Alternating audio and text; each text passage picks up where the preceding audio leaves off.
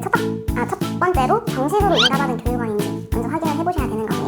만약 학생분께서 정식으로 인가받지 않은 교육원에서 수업을 들었을 경우 이게 인정이 안 될 수도 있기 때문에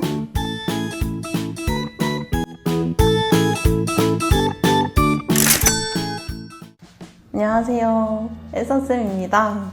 저는 그 학점은행제 전문학사에 대해서 오늘 설명을 드리려고 하는데요. 일단은 학점은행제를 시작을 하려고 하시는데 전문학사는 뭐고 학사학위는 뭔지 모르시는 분들도 많으실 것 같고요. 실제 제 학생분들도 많이 질문을 하시거든요.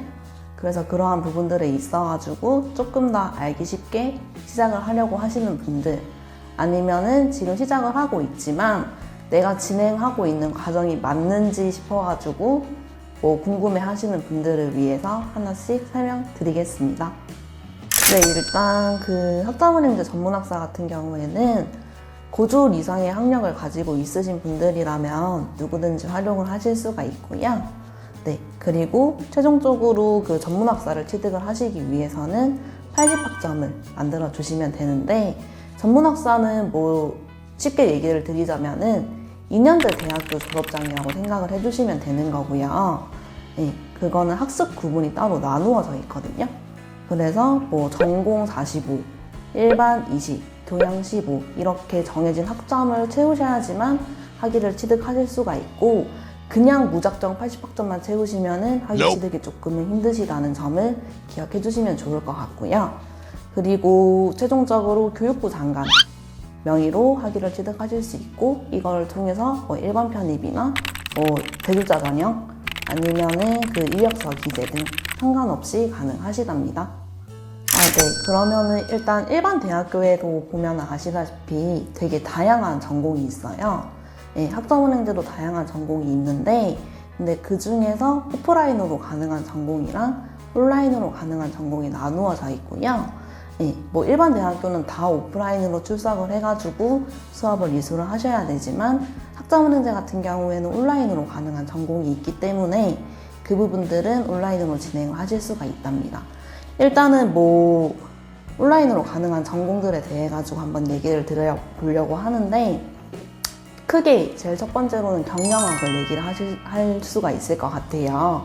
네, 그리고 두 번째로는 아동, 세 번째로는 컴퓨터공학, 네 번째로는 사회복지 이렇게 볼 수 있는데, 사회복지사 같은 경우에는 그 맨 마지막에 자격증을 취득을 하시려면 실습이 있으셔가지고 그거는 오프라인으로 하셔야 되고요.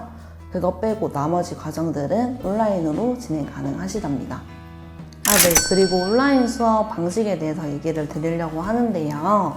오프라인 대학 같은 경우에는 정해진 시간 아니면 날짜에 출석을 하셔가지고 강의를 들어야 되는 건데, 온라인 강의도 대학교랑 똑같이 15주차 과정으로 구성이 되어 있어요.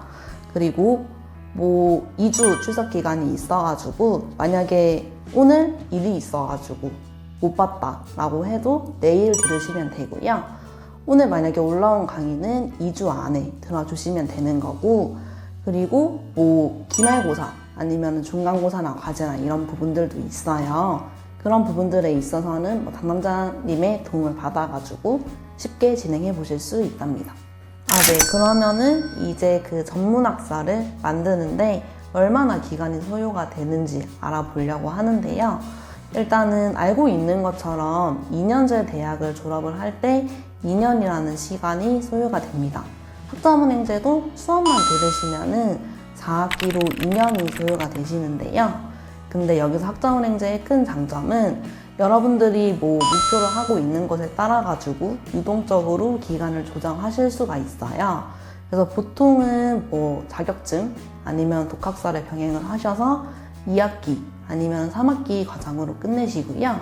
일단은 2학기로 할지 3학기로 할지 이 부분은 전공에 따라서도 조금 다르고, 그리고 어떤 방향으로 나아가시는지, 그리고 언제까지 학위를 취득을 하고 싶으신지에 따라서 조금씩 다르기 때문에, 그리고 시작하는 시점이나 이런 부분들도 중요하고요. 그것도 다르기 때문에 그 담당자님이랑 같이 조율을 하셔가지고 시작하시는 걸 추천드립니다. 네, 학점은행제 주의사항은 일단은 그 첫 번째로 정식으로 인가받은 교육원인지 먼저 확인을 해보셔야 되는 거고요. 만약에 학생분께서 정식으로 인가받지 않은 교육원에서 수업을 들었을 경우 이게 인정이 안 될 수도 있기 때문에 이 부분이 제일 중요하다고 볼 수 있어요. 그리고 두 번째 같은 경우에는 그 1년에 그리고 한 학기에 최대로 이수를 할 수 있는 학점이 제한이 되어 있거든요. 무작정 수업만 많이 들으시면 되는 것이 아니고 그 부분을 확인을 하고 뭐 1년 아니면 한 학기 플랜으로 알맞게 진행을 하셔야 됩니다. 그리고 뭐 세 번째 같은 경우에는 행정 절차 가능한 시기가 따로 정해져 있어요. 졸업장을 신청 가능한 시기가 따로 있고 학점 인정 신청 가능한 시기도 따로 있기 때문에 이러한 부분들도 잘 파악을 하셔가지고 진행을 하셔야 되고요. 그리고 맨 마지막으로 중요한 거는 담당자분의 역할일 거예요. 학생분께서 지금 학점은행제를 시작을 하고 있다고 하시면 믿을 수 있는 담당자님이랑 같이 진행을 하고 있으신지, 그리고 뭐 경력은 얼마나 되셨고 실제 보유하고 있는 학생분들 수는 어떻게 되는지 그런 부분들에 있어가지고 한번 확인을 해보시는 게 안전하실 것 같습니다. 네, 자퇴생인 경우에는 어느 정도 보유한 학점을 가지고 있을 거예요. 예를 들면 뭐 1학년 아니면 1학년 1학기까지 다니셨다고 하면은 그 학점을 가지고 오셔가지고 쓰실 수가 있거든요. 근데 대신 뭐 전공 아니면 교양학점 아니면 뭐 일반 선택 이런 부분에 있어가지고 조금 차이가 있기 때문에 성적 증명서를 토대로 하여가지고 뭐 이러한 부분들에 있어서 뭐 어떤 수업을 내가 이제 더 들어야 되는지 그리고 어떤 부분을 활용할 수 있을지 그 부분을 체크를 해보시면 될 것 같고, 보통은 기간은 한 학기 정도 줄어든다고 생각을 해주시면 될 것 같습니다. 여기까지 영상을 잘 시청해 주셨다면 좋아요와 구독 한 번씩만 눌러주세요. 끝!